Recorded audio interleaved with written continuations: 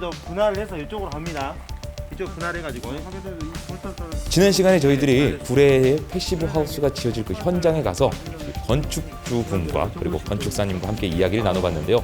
오늘 이 시간은 각 분야 전문가분들께서 설계를 위한 회의를 위해 모이셨다고 합니다. 지금 제 뒤쪽에서 현재 한참 회의가 진행 중인데요. 건축주분과 각 분야 전문가들이 어떤 이야기를 나눠보는지 들어보도록 하겠습니다.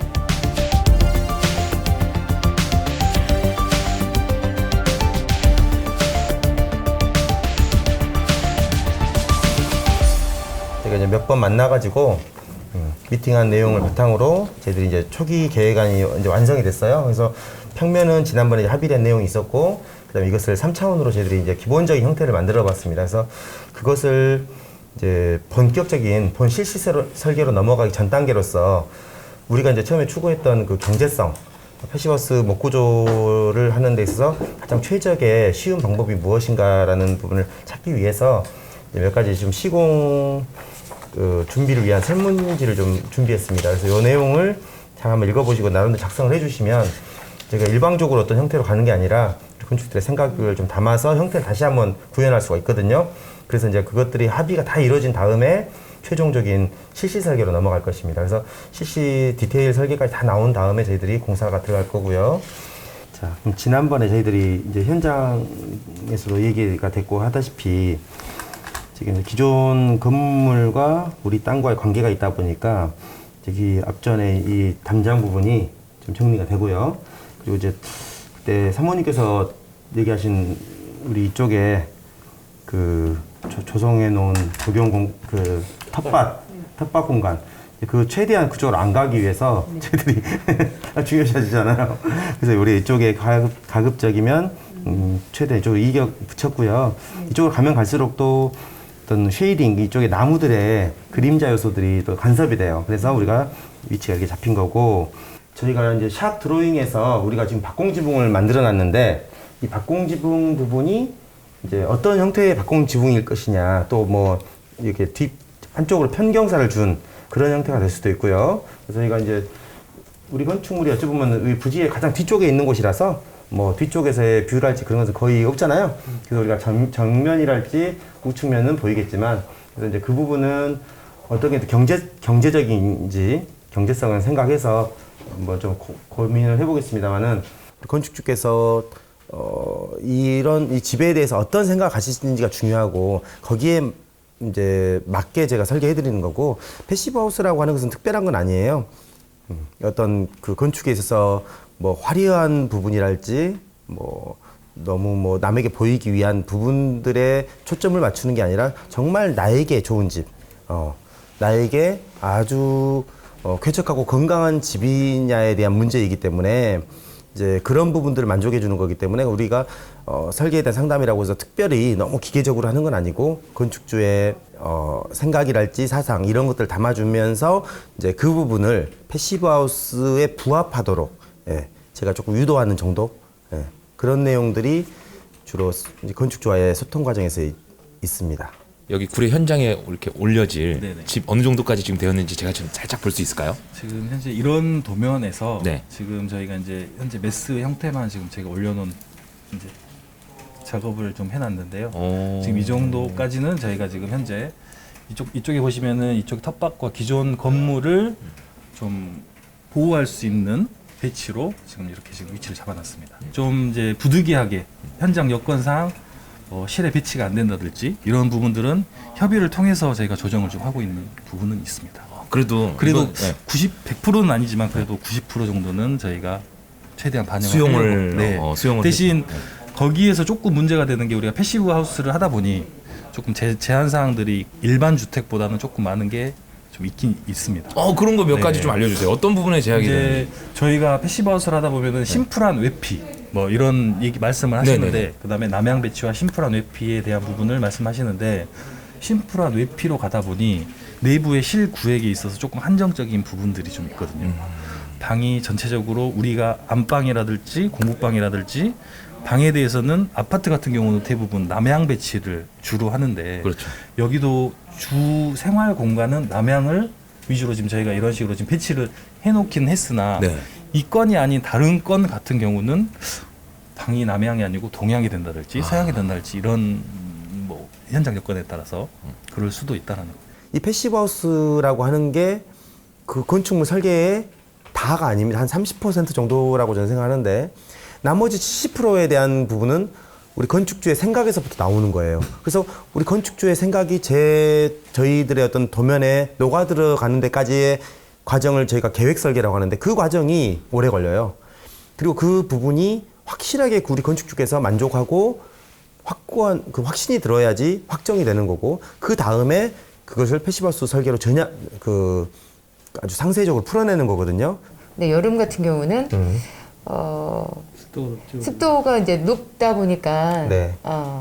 그런 부분에 감안해서 이제 에어컨을 설치를 하는 부분이 저는 좀 약간 불편함이 좀 계속 남아 있거든요. 그래서 그걸 대체할 수 있는 방법은 없는지 아니면 에어컨으로 그래서 이제 가야 되는 아리 건지. 계획이라 해서 그 에너지를 제로하는 거지. 그러니까 우리가 태양광 설치함으로 해서 스스로 그 목구주로 되어 있다 보니까 예. 그 습도에도 약할 수도 있나요? 그거는 약한 건 그거하고 전혀 없고요. 상관없고요. 목재가 뭐 네. 습기를 흡수했다가 내놓기도 하고 하면서 좀 쾌적함을 준다라고 하지만 습도가 워낙 높기 때문에 목재의 작용은 미미해요. 그래요. 지금 이번에 주제는 어떻게 보면 그래도 정말 군더더기 필요 없이 경제적으로 해보자는데 방점을 뒀는데 독일 패시브하우스 인증을 받지 않는다 하면 이게 사람들이 이게 패시브하우스가 아니다라고 할 수도 있잖아요. 그 금액에 무슨 패시브하우스냐 이제 그렇게 될 논란이 분명히 많을 거예요. 왜냐면 비싸다가 어떻게 정설로 지금 돼 있어요. 유튜브 한 뭐 매체에서도 그렇게. 근데 우리는 지금 그것들에 대해서 그렇지 않은 인식을 바꿔주기 위한 작업들인데 이제 그 인증을 안 받는 것은 이제 오해의 소지가 생길 수도 그런데 있겠다는 생각도 그런 것도 뭐 네. 조금 작용을 하겠지만 네. 독일 파시브하우스 연구소의 인증은 세계 표준이에요. 네, 어떤 이유에서 패시브하우스를 설계를 생각하셨죠? 패시브하우스가 좀 친환경적이고 생태적인 부분으로 이제 집을 짓는다라고 이제 들었고 네. 그 부분에 있어서 이제 인증을 받게 되면 좀 더 확실한 네. 그런 걸 담보낼 수 있고 어. 그런 부분에 있어서 좀 우리 집은 네네. 친자연적이다. 어떻게 보면 남편분과 또 아내분의 의견 차이가 있을 수도 있는데 뭐 그런 의견 충돌 같은 건 없었나요? 저는 집하면 네. 약간 여자들이 가지고 있는 그러한 효율성보다는 좀 그러한 그 부분이 있어서 예를 들어서 북쪽 발코니를 통해서 노고단을 보고 싶거나 아니면 좀 자연하고 좀 어울리게 외부 마감을 좀 나무로 하고 싶거나 네. 그리고 또 저희 집에 현재까지는 에어컨이 없는데 네. 이 패시브 하우스를 통해서 이제 에어컨도 없는 그 여름 생활이 가능한지에 대한 좀 이런 부분들을 직접 이야기를 이야기를 이렇게 네, 드렸어요. 네. 그래서 그러나 그런 부분들에 좀 다시 우리 가족과 함께 논의해야 할 부분이 좀 생겼고요. 네, 집에 가서 설득을 해야 될 것 같고요. 우리 건축사님과 오늘 설계 각 전문 분야 전문가분들과 이렇게 이야기만 하셨는데 나는 절대 이거 하나만큼은 절대 양보하지 못하겠다. 우리 집에 이거는 나는 절대 양보 못하겠다. 어떤 게 있을까요? 따뜻해야 돼요. 따뜻해야 된다. 네, 겨울엔 따뜻해야. 네. 아름다운 따뜻한- 풍경을 볼 수 있어야 된다. 아름다운 풍경, 그 창문으로 한 폭의 그림이 보여야 되고, 네, 지리산이 보여야 되고요. 네. 지리산이 보여야 되고. 그렇죠. 처음 생각했던 것보다 뭔가 이렇게 이야기를 하다 보면 뭔가 더 욕심 나는 것도 있고, 맞아요. 뭔가 이건 아닌 것도 이랬는데 좀 어느 정도까지 교감이 됐을까요? 지금 이제 들어보니까 제가 생각했던 것보다 오히려 더욱더 생태적으로 접근하시는 것 같아요. 오히려 아까 전에 뭐 에어컨을 안 할 수는 없느냐. 에어컨 안 하고 살 수 있다. 우리는. 이런 얘기를 할지. 그 외관의 어떤 그 목재로 했을 때는 보면 탄화 과정에서 색이 막 변색되는 것들. 그런 것도 보통 일반적인 건축들은 못 참거든요. 페인트를 칠해버린다든지 철판을 덮어버린다든지 하는데 예쁘다.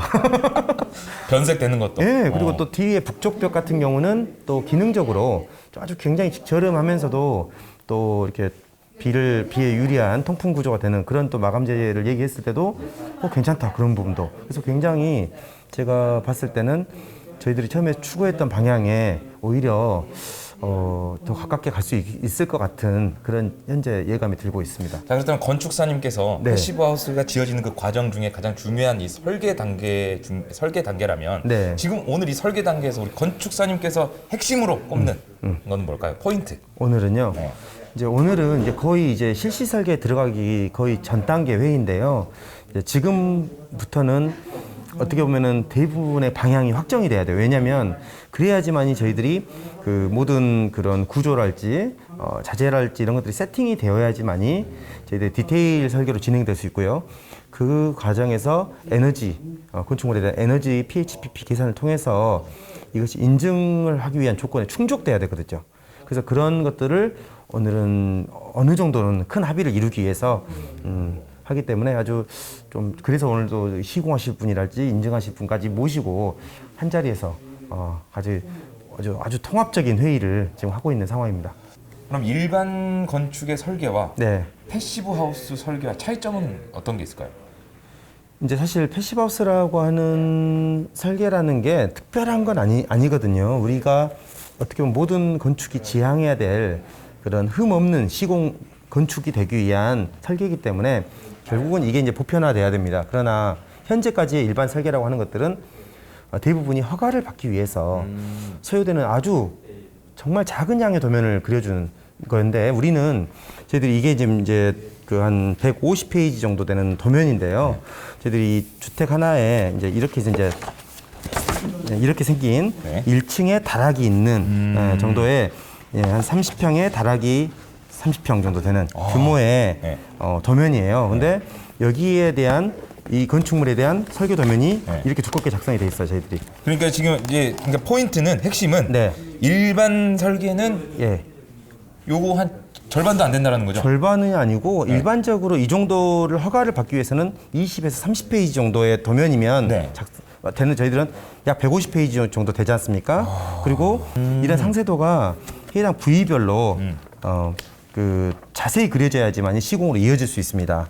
그리고 저희들이 또 패시브하우스다 보니까 네. 그 패시브하우스 관련된 네. 또 파트 도면들이 또 있습니다. 뒤쪽에 따로.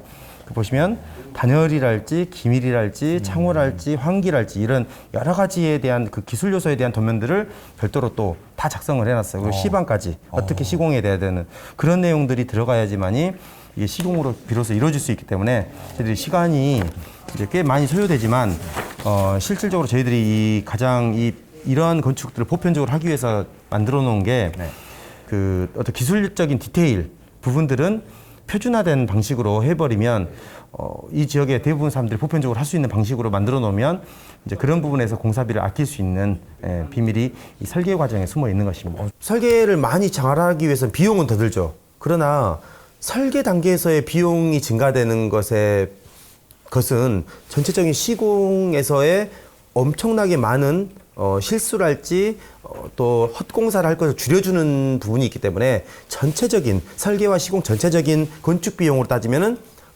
낮아지는 겁니다.